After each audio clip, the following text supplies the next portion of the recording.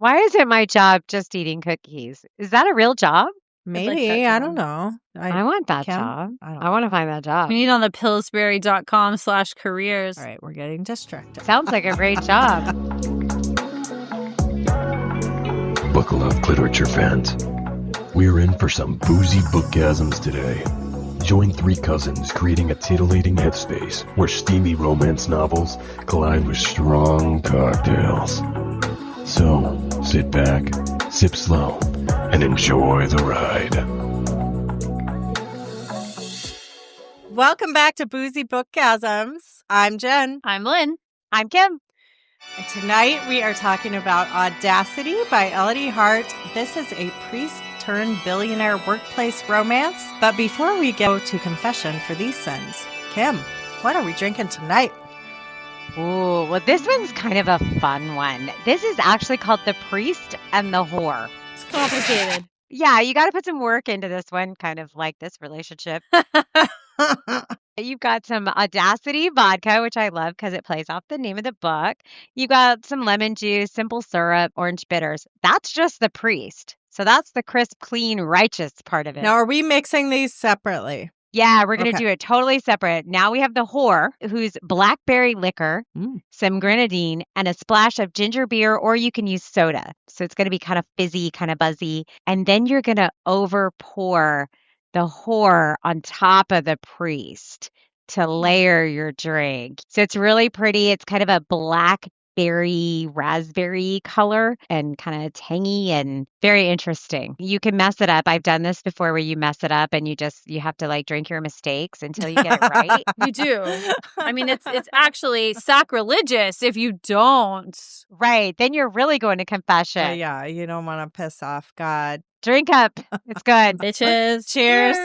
Thank you, Kim. So we open with a prologue with our female main character. Her name is Athena. She is a smoking hot redhead attending an event for her MBA class at the University of Paris. She is approached by Camille St. John, who's almost kind of hitting on her. They're kind of circling each other and they're admiring each other's name brand clothing. There's a lot of brand name dropping in this book, which was actually kind of fun. A ton. I mean, the amount of research or background knowledge in clothes and Catholicism is kind of crazy, actually. Yeah, it's intense. It's not surface at all. So this part bothered me because Athena realizes she's some kind of recruiter and has a little hate for recruiters. And I was like, ouch, why you gotta hate on a recruiter? They just try to do their job. That's not nice. But Camille tells Athena she works for Seraph, which is a full-service agency. And she explains they place executive assistants that are all MBA level qualified from top schools who bring a whole host of value to their employers in the C-suite. And also the bedroom. And Athena says, "You're a madam?" She's a little scandalized. And Camille says, "I'm a feminist." Imagine the access that a certain level of intimacy delivers, having the ear of the most powerful decision maker at a company. I love the justification here. I'm going to put you in this role. You are going to learn a lot. As an EA, you're going to fuck his brains out. But then you're going to have all this knowledge. You're going to go to the next EA job. I needed she needed to move up. You know, she starts as an EA. Yeah. She makes 7 figures doing She makes $1 million. It's a couple million a year. She makes over 6 figures a month. Right. But she's an EA forever, as long as she's in this job. So, you know, there's a glass ceiling, plot hole. I've never had any issue with prostitution. It's the oldest job in the world. If you're going in, eyes wide open. Right. But like, this is like twice the work. I know, but for her, she was like Oxford educated. Oh, yeah. I want to learn from the best. I don't want to start at the bottom. So for her, it was calculated. Oh, totally. Which is kind of why I didn't actually like her. I had a You hard might time be with her, too. surprised. I really struggled with this book. I am surprised because usually like everything. I wanted to like her, and there were parts that I really liked about her, Same. and other parts I'm like, iffy. I don't like how she kind of degrades herself throughout the book. I really didn't care for that. And I think that was the caveat for me. If you're going into this and you're like, yes, I'm a whore. I love my job. I'm making lots of money. Which kind of she was. But I'm also worth something. Yeah. But that is not how she liked to be treated. And I didn't like that. And then we didn't get the reason why. It's one thing if this is her personality, she likes the degradation, but I didn't feel like we got to know her. It was too surface. So you couldn't connect with her because she was Yes. this perfect woman. And she was gorgeous. Oh, totally. All right. So then we meet Gabe. He's been woken out of a dead sleep at a sex club. He's buck naked. The cleaning lady screaming at him, "Oh, no, I'm sorry, mister. I'm sorry." It's like mortifying. I did not know what this was. So Gabe is a 36-year-old ex-priest who recently left his parish and is now a billionaire and CEO of his family's company. You've heard that right. Also extremely hot. His full name is Gabriel, like the archangel. Yes. And her full name is Athena, like the goddess. There's a lot of nods to this the Yeah. priest thing. So he's friends with the owner of the sex club, whose name is Anton, and the club is called Alchemy. Very posh. It caters to the wealthy. It's a sex club. Yeah.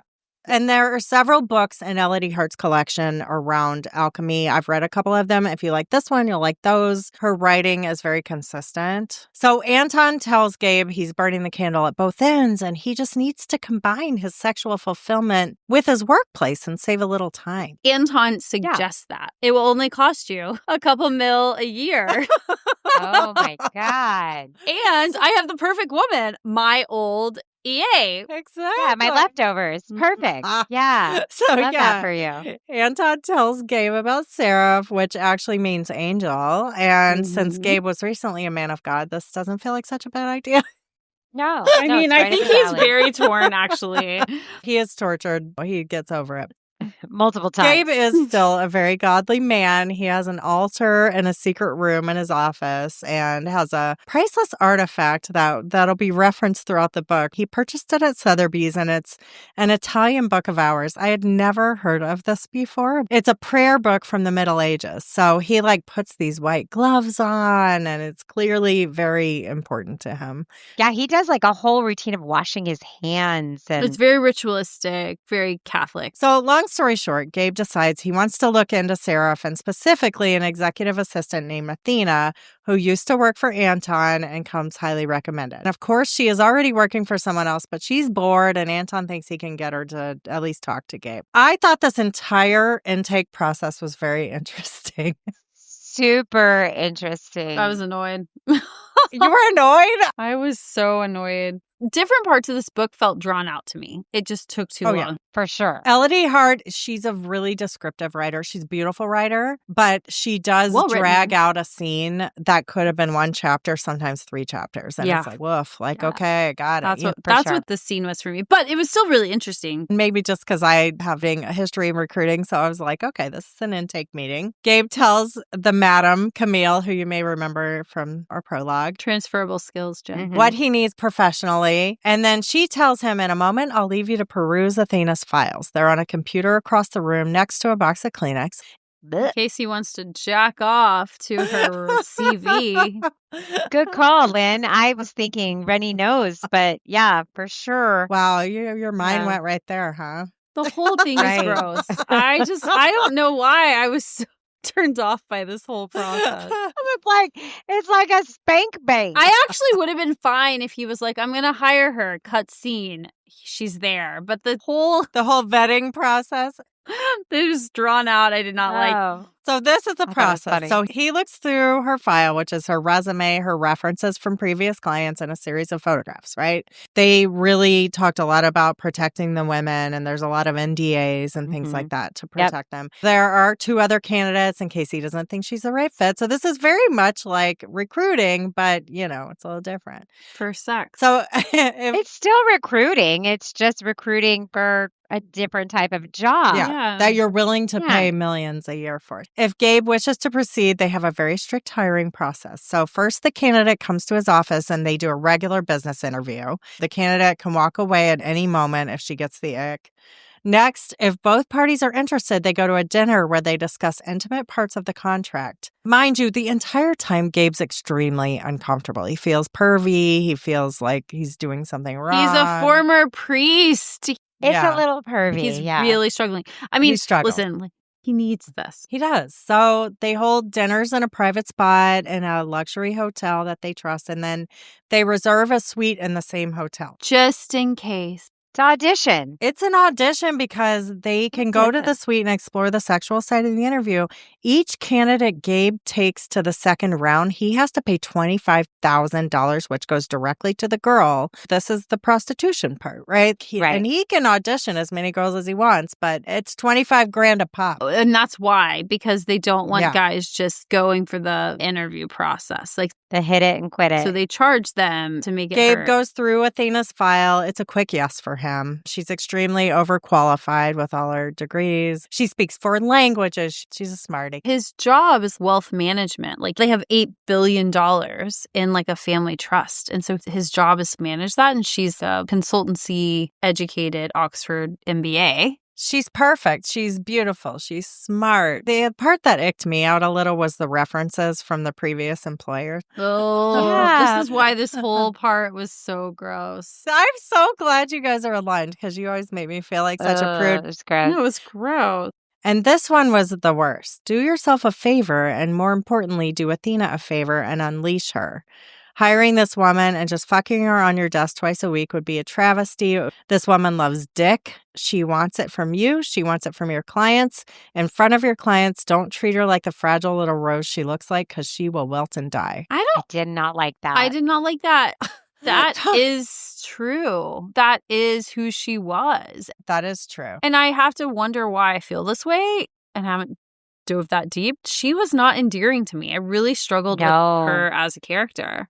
I wish I'd had some backstory to her. We've had a couple of other books where they're having sex for money, and you kind of hear the backstory of how they got there or why they like it. Yeah. We never got her backstory, and we got his, like the priest thing, and we met his family. And she was just sort of a mystery, just this perfect mirage of a woman. It felt very much like, hey, look at me. I really like being a whore. Mm-hmm. And I didn't like that for her. On the surface, I'm okay with that. It was her choice. She likes what she likes. Yeah. She's very honest about it. Maybe it was the transactional nature that I didn't like. Maybe. I do like trashy romance. The romance part kind of important. Is very important to the trashy romance thing. And I'm not judging. And we talked about this with Sugar Baby. I had no problem with the fact that she chose to do that. However we get to the choices we make is how we get there. But we learned her backstory and we kind of understood how she made some of her choices. We never understand why Athena makes her choices. That's why she is the way she is. To the average Joe, it's none of my business. But in the book, I want to know. Sure. But for Sugar Baby, she had no money. She was like really struggling and she made a choice. This woman, her parents were foreign diplomats. She went to Oxford. She had a ton of money. She was calculating. She did this for a very specific purpose, not because she was like down and out, which you would think would make me feel good about it, but I didn't. But I think it was her kink. I'm okay with the kink. I just couldn't connect with her. It's her attempt to make a very strong female, and it might be just a little too strong. She was missing a vulnerability that I was looking for, and she was like stone. So back to our interview process.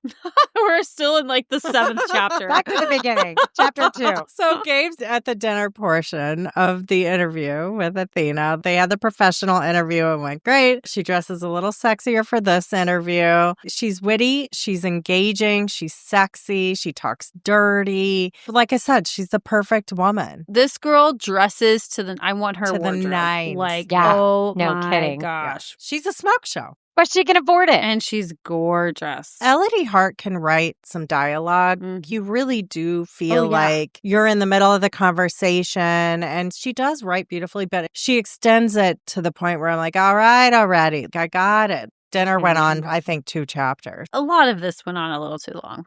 Yeah. Long story short, she says to Gabriel, let's take this upstairs and you can take me for a spin. And he gets super uncomfortable. He's a priest. He's an ex-priest. He's so innocent and cute, though. As much as I didn't connect with her, I really liked him. I really liked adorable. him too. I did struggle with the sacrilege, but me too, Lindsay. I did too, and I'm not Catholic, and I really had a hard time with that. I'm a We non-practicing must Catholic. all be related. Did you guys listen to the author's note where she said she wanted to write him like an alpha asshole?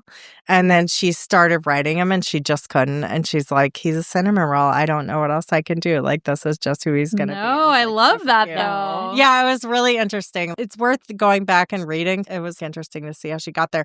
And Athena was like a very ancillary character in one of the other books. Yeah, well, Anton's book, obviously. Yes, and a lot of the fans were like, we want more. And so that's how this one came about. There's a lot of references throughout the book about the priest and the whore, and she gets compared to Mary Magdalene in the Bible quite a bit. And I'm with you, Lynn and Kim. I struggled with this. I thought it would be like super sexy and scandalous. I got the ick. I got the X. Really struggled. I didn't like it. I thought I would like it. So I do want to mention there's very little side plot in this book. In fact, there's very little plot in this book beyond the theme. That was another problem. The two of them. There is a 30-day waiting period for Athena's. During this time, we meet Gabe's family and some of Athena's girlfriends. And I did like her girlfriends. I thought they were really fun. You meet some of the girls that work at Seraph. And she has one girlfriend, Marlo, who's kind of scandalized by her job. But Marlo is her best friend, and she has a child who needs a heart surgery, which is like a minor side story. And I do think this friend is probably getting her own book, which is why she gets mentioned so Probably. much. But Athena Oh, does definitely. help her out. Oh, she's getting with the brother for sure. She and Gabe's brother really like each other. Mm-hmm. On to Athena's first day at work. We get our first churchy sex scene. So like the first thing she does is drop to her knees and she's asking him how communion works. And she says he should pretend he's giving communion, but instead should put his dick in her mouth. And Gabe is like, so horrified, and it's like super disrespectful, but he's also kind of turned on. He still puts his dick in her mouth. And she calls him father and says she's waiting for her Holy Communion and then gives him a blowjob. Sound like that. I'm not going to detail these scenes because they made me so uncomfortable, but we get a couple. Don't like it. There's another one where the altar that he built in his office space, she goes in there where he prays to the Book of Hours, and she's like buck naked when he walks in there with the intent of praying. And now she's sitting there buck naked. And he even says at some point, this is wildly disrespectful of my religion. Yeah. However, Doesn't bother him that much. I did struggle with those sex scenes. Like there were a lot of really hot ones that weren't religious, but the ones that were, I was like, I need to say like 12 Hail Marys and right. I need to go to church now. She was almost trying to take him down a few notches. Good versus evil. Yeah. In some ways, he was almost lifting her up through these scenes, too. Yeah. Like, she started becoming much more vulnerable and respectful of him as it went on because she saw what kind of guy he was. The special altar, I actually didn't hate that scene. I thought it was actually really hot. Really? While they pray and then she bends over the altar? I feel like that's a bit much. that was his sacred space that she disrespected. She wanted that fantasy, like you've always wanted to do this to one of your parishioners. And he's horrified. He's like, of course not. Of course I wouldn't do that. Bend He over. wasn't that horrified. He still did it. I feel like that was like almost a blending of their relationship. That was actually a pivotal scene for me.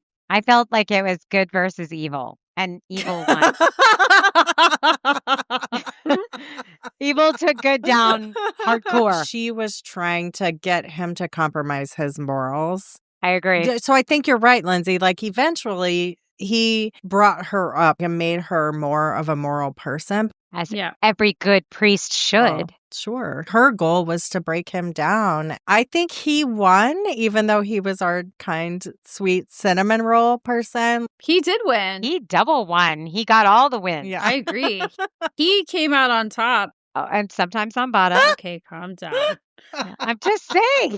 He won a lot. I think that there's a lot of winning. So this is technically an office romance. So we do meet the office mates. We meet George, the personal assistant, who is loved gay him. and secretly in love with Gabe. He could have been awful, and he was I like awesome. George. He was amazing. He's incredibly materialistic and catty Which I and love. delicious. Everything you want out of a coworker, Beautiful. right? Like, he was Yeah. amazing. And a supportive coworker. Yeah, like she was Yes. afraid because he clearly had a crush on Gabe, and she was like, oh God, he's going to hate me.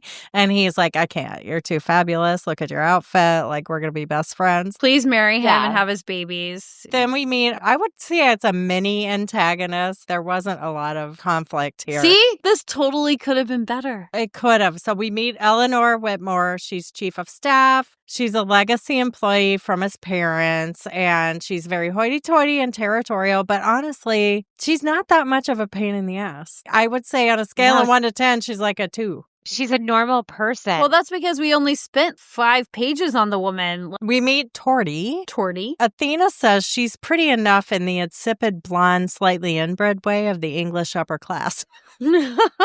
So, I'm like, what? Not judgy at all. To Not all judgy. of our UK listeners, we have no idea what she's talking about. Like, this is ridiculous. right. You're all beautiful. She does clearly want to be Gabe's future wife, but Athena is not threatened. And Torty is never an issue. Torty could have been an issue. She could have been a conflict. We never really hear from Torty again, but day one, it's like, oh, Torty's here. Day And it was one. like, And she oh. gets possessive immediately. Yes. Yeah. And both of these two women who Yeah. could have been an amazing sort of thing were not at all an issue for either one of them.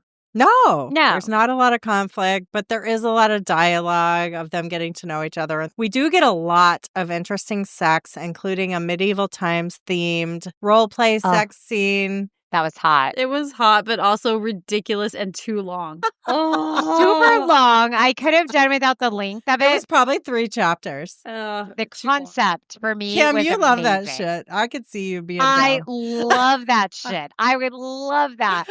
I thought it was hot. I thought the sex was hot. Once we actually got to the experience, it was really Right. hot. But Yeah. the lead up, yeah. oh lordy. Yeah. Just Another sex scene that I wanted to bring up was the birthday gangbang, which I thought was really interesting. I didn't like Oh, I didn't mind that at all. so I didn't mind it. My 50th coming Beautiful up. I banging. mean, just saying, guys. Finally, when the romance starting to happen, finally, I give a shit. She's so transactional. This is my 9 to 5. And Yeah. finally, the gangbang, she was admitting her feelings. Finally. as they play musical chairs with her, with men penises in her. Well, that's how the gangbang works, Kim. That was so weird. Men do bring their penises to I a personally gangbang. have never gone to musical gangbang, Musical dick. but I hear it's great for your 50th. It's an option. I would select it. No, musical dick. Is that what they called it? No. Lindsay's trademarking that right now. Oh, I like it. Copyright. Boom. Done. They combined 2 games. I'm calling it musical dicks. They went down on her. I thought this scene was hot. I like that she just wanted to be back in Gabe's arms. I just thought it was interesting that she was super happy to go along with it, but boy, do I miss Gabe. It was like she's finally realizing that he's the one she wants. You know, she's at the ice cream store and she's tried some Sure. other flavors. She got all those little pink spoons in her hand. She got 7 spoons where she's tried every flavor. Right. And she's like, you know what? All I want is vanilla. That's what happened. Little nut. Yeah. So can we talk about how someone says how tight she is? I'm like, there's no way. She's been banged how many times throughout this story? And throughout There's no her way. career. Right. Yeah. To when she ended up with Gabe Sure. was 4 years, and she had like 2 or 3 bosses who were banging her like on the daily. And having their staff her. and clients do it. Right. Yeah, no. I'm not judging her. Like, she likes this. He did this for her. He didn't want this. This was for her birthday because she likes this. And he wanted to make I her wanted happy. her to be like, I just want you. And she was like, no, I'll take all the dick. Yeah. But I'm happy to be back with you. That was her turning point. Yeah. I'm glad you're the Yeah. last dick. Then he took her Like, to a spa He was and incredible. like put ice on her cooch, which I thought So was thoughtful. really a very amazing detail that we got. And awkward in public, but What was in whatever. public? He rented out a whole spa. Still. Did you miss the part where it wasn't public? Did you think she was like spread eagle on a park bench, like with the ice on a cruise? I must have. I knew she was at the spa. I just didn't like. There are other people at the No, he spa rented taking it care out. of No, them. he rented it out. There are people there taking care of them at the spa. No, they left them. They're just sitting there at the spa. Everybody's gone. Well, no, there was ice on her And a cooch. charcuterie board. Who brought the ice? That's what I'm asking. Somebody brought her ice. That's all I'm saying. Listen, okay, she has ice on her cooch. Yeah. She's got a charcuterie board and a glass of champagne, and she's having a good post-coital experience. Kim's not a fan of the word coital. I don't know if you remember from a I- previous episode. She'd prefer you not use that word. I don't like that word at all. Trigger. Yeah. One of the main plot lines is that Gabe wants to build The only plot line. well, there's very Go ahead. few of them. Gabe wants to build a charitable foundation so they can give away their billions of dollars. And Athena gets the idea that they should give away all but $2 billion since they're worth $8 billion. So over the next 20 years, they will have a foundation dedicated to donating the remaining $6 billion or pounds. This was in the UK. Pounds. Yeah, they're in Britain. They spend the weekend working on that project and ultimately admit they have feelings for each other. They decide they want to date each other. And Gabe offers Athena a job as head of the foundation. He would like to quit paying her for sex and also give her a 90% pay cut, but she'll have a nice job title as head of the foundation. And she actually agrees to this pretty quickly, probably because she'll be dating a billionaire anyway. So Right. That's what I was thinking. She does have a pause, like, what? You want to fuck me for free? And there's a Say moment. that, And she's like, well, I'm kind of falling in love with you, and you're good in bed, and this is my life's dream. Sure. I got there. I was okay with it. I didn't think it was totally unrealistic. So. Yeah. It tracked. I mean, Gabe meets with his fam, gets them on board. He announces his relationship and Athena's new role to the office, and they plan to make the announcement at a big gala. Gabe has a custom gossamer gown made for Athena, and again, loved the fashion descriptions throughout the book. There was a lot of things that were over-described, but I loved her experience having the gown made. It was so fun. I liked this. This has got to harken to another book, though, right? they all do. The designer of her dress is married to a rich guy who's got to be another book. I'm not sure which one. You have to just get into the ecosystem of Elodie Hart. Mm-hmm. So they get to the gala and she's in her fabulous dress and they make their way to their table. He's introducing her to everyone as his girlfriend. Sitting at the table, we have Gabe's family. Eleanor, if you'll remember, the wretched shrew that really never did anything that wrong. Torty's there, as well as a man named Giles Harrington. So cue the villain music because this is pretty much the only conflict. He's a subcontractor of the brother who runs the construction business. He brings him as like a guest. Athena recognizes Giles from Seraph. She interviewed with him for the professional job portion and decided then and there she would like to decline moving forward, and he's salty about it. He announces to the whole table that Athena is a high-priced whore who has likely been making sure the good priest sees heaven every single day of the week. Completely scandalizes the whole table. The parents are like horrified. They're good Catholics. We didn't talk about this, but the parents I've always been a little upset that he left the priesthood.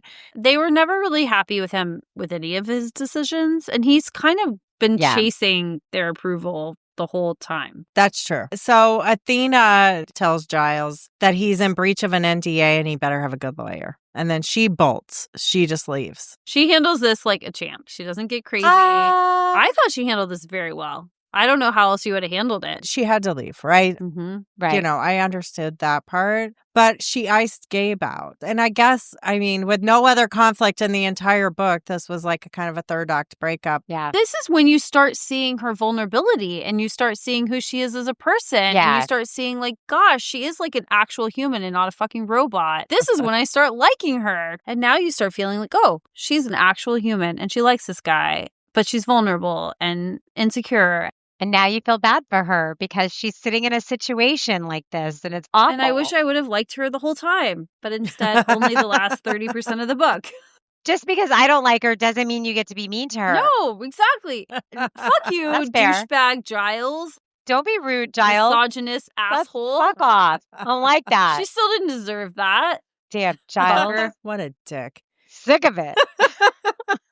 So Athena assumes she's going to have to quit her job with Gabe and go back to being a hooker. But it turns out Seraph is pretty serious about their NDA. As they fucking should be. Well, yeah, that's the whole concept. So she's looking at a 7-figure settlement for the situation with Giles. $3 million just for him being a dick. Nice. And that gives her time to figure out, what do I want to do next? Meanwhile, Gabe's is tortured. He's in turmoil. He doesn't care if everyone knows how he met Athena. He just wants to be with her. But she wants space and she thinks he's better without her. We go through this whole third act breakup. Very fraught. Yeah. I know, it's boring at this point. It was a little... It was so and it boring. could have been so much more angsty.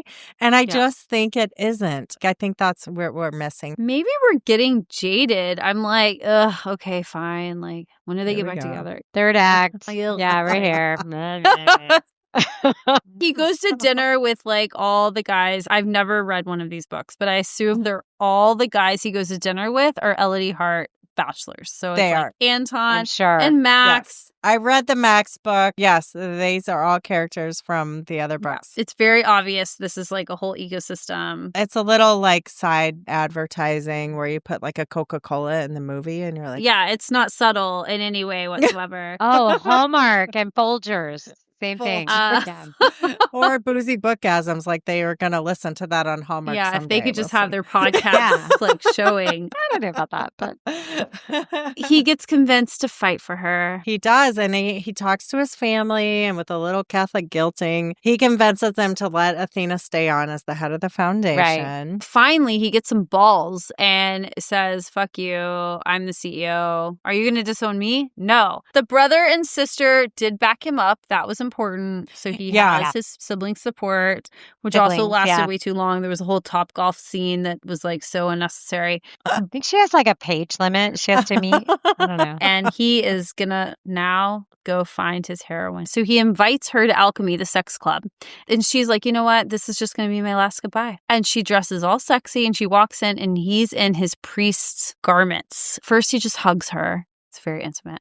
And then he takes her to a sex room and there's a confessional in the sex room. And do they have sex in there? No. He puts her in there. No, they confess. So that she can confess to him. This is called a bait and switch. We're going to take you into a sex room, but really you're going to do some church shit. And then he's like, just talk to me like I'm not me. I'm your priest. And then she confesses that she loves him. And he says, excellent. You got your job back. The confessional thing was very weird. That's very well. They had to tie in the biblical stuff again, In a sex club? Ugh. like in how they got it in there. That was a whole conversation. What man of God that was really a priest that is still godly dresses up like That felt very no longer a priest, but puts on a priest costume Right. at this point? No, they're in a scene, a non-sex scene. You guys said it earlier, gave me the ick. It was weird. I think I get the point of what he was Yeah. trying to do, but it still read very icky. She didn't pull it off. Is it Mm-mm. supposed to be like a Agreed. deeper level? Like you can have both? I think it was like him trying to give her some peace. It was a therapy session, and he knew from being a priest that if they had that partition between them in the confessional, that she'd feel more comfortable talking. That was the idea. But anyway, finally, they make up. All right, she takes the job. So we go to the epilogue. Kim's favorite. Kim loves a good epilogue. I hate epilogues. Just write it in a fucking chapter. Stop calling it an epilogue. Nobody cares. She loves it when you have two epilogues, Oh, like extra epilogues. Absolutely. Especially one from each perspective. Just write another fucking book. Wow. Just write a novella. 4 years later, they are happily married with 2 kids. Actually, this part was kind of adorable. Athena used her settlement cute. money to start a foundation for women-owned businesses. She wins a big award, and they're going to celebrate it at this gala. She has to have some seams taken out in the original dress from the Gala of Shame. But now it's like a redemption moment. So it's symbolic that she wears this dress. And she brings her husband on stage, Yeah. and it's very sweet. And they're running this foundation, which they renamed from Rathmore To Wrath Whore. I'm just kidding. That would have been better. to Audacity, because she had all of the audacity to suggest Mhm. that they give away billions of dollars. They do tie in Audacity. I actually love that part, like to talk about the community and how they were going to like serve the community. They were giving back. And she was the hard ass and he was the heart. That's why they made an unstoppable couple. Lindsay, you got your HEA? I did, as I should. As I should. So let's talk ratings. Okay, rating for the book, I was a 3. I really struggled with this book. I wanted to love it. Mm-hmm. I liked scenes I didn't think I would, and I hated scenes that were stupid. That track. I felt like she drug out parts of the book that just were just so unnecessary to drag out. It was so much longer than it needed to be. It was like a slog at times. Yeah, it was a slog. And as much as I love a good "it shouldn't want it" trope, being a non-practicing Catholic, I really did struggle with some of them. You like a forbidden romance. Totally. You like a teacher-student. And I love a workplace romance. You love a forbidden romance. This wasn't forbidden because It wasn't paid forbidden. her. It was just disrespectful. It was just a whore. It was... She was just a whore, guys. Just felt very transactional and not a love story. So you're a 3. I'm a 3 for the book. All right, Kim, what was your rating? Okay, I was at a 3 as well for very similar reasons. I really struggled with the sacrilegious stuff. I wanted to love it. I didn't. I literally felt gross after reading the altar part. I did love the role playing. Too long, but I liked the commitment to it. She made a lot of commitment to that. So I felt good about that. I think she was written a little too masculine and a little too disjointed for me. It was not my favorite book. I was a 3. Like I said, I've read 3 Elodie Harts, and they're all very similar, where the writing is really good, the dialogue is really good, but it drags out a little bit. She spends multiple chapters on scenes that could have been condensed. Overall, it was a 3 for me. Yeah. Spice for you, Lynn? Spice for me was actually higher, like 3.5. I think it was hot. I think this book actually, until 75% of the way through, which then there was like very little sex, it was just sex. It was a lot You of had a spice. story stringing together sex scenes. Totally. So like the sex was good if you could divorce it from the plot or lack thereof. So yeah, I'm a 3.5. I gave it a 2. The gangbang thing was not for me, and sometimes it is. I like Sometimes I really like it and it's really hot. This was not it for me. I felt like she was already whoring herself out. We didn't need more spotlight on that. Icky. But that was her thing. It was her thing, but we have kind of a relationship thing going and it's great. But I'm still a whore and I appreciate the fact that you know that. So happy birthday to me.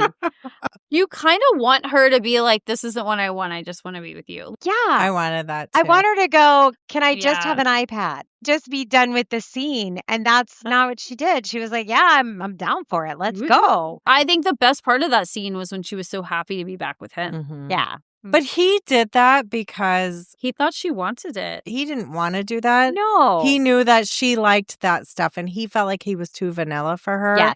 And he wanted to give her an adventure. And so he almost made a sacrifice because it was like he didn't want to see her with other guys, but he did it because he thought she wanted that. But I'm with you, Lindsay. I would have loved her to say, you know what? Thank you for doing this, but I just want you. That would have been fucking amazing. That would have been perfect. But she didn't. She was like, I'm in. She's still here for the D, yeah. I guarantee she'd do it again. She likes hot, kinky Kim's sex. like that whore. No. I'm not judging, but I am She's totally judging. totally judging. She likes to have sex. She likes to be desired. She likes to be dehumanized, and we never find out why. Yeah. I And don't that like was that. part of the problem. And maybe you don't need to know, do. but like, I needed need to to know. if I'm reading the book. Right. All right. Well, Yeah. mine's a 2. I actually gave the spice a 4 just Oh. because there was so much of it. mhm. Yeah. We got scene after scene after scene, and most of them, I'd say with the exception of 2 scenes, were extremely hot. There were 2 scenes that I felt like I needed 12 Hail Marys and I'm going to go to church now. Amen. If you're in it for the spice, this was a very spicy book. So I gave the spice a 4. This was a different journey. We've never done a priest book before. There's a few out there. Can we not do another one? No more priest. I don't think we will. I think as a group, we are agreeing this is not our genre. It's not our And that's genre. okay. It's Yeah. not my kink. Sorry. It's okay. I'm glad I did it so that I know that it's not for me. I concur. I concur also. So thank you everyone for joining us. Be sure to find us on TikTok, Instagram, Facebook, and YouTube. tube. Check out Boozy Bookgasms for reading lists, cocktail recipes, and episodes of the show. And until we see you next time, happy reading. Happy reading. Happy reading. Bye. Thanks for tuning in. We hope today's episode was the climax of your day, leaving you breathless and wanting more. Until next time, remember to indulge in the pleasures of life and to keep the passion alive. You can find more tantalizing episodes at boozybookgasms.com. Enjoy the ride, and we'll see you soon.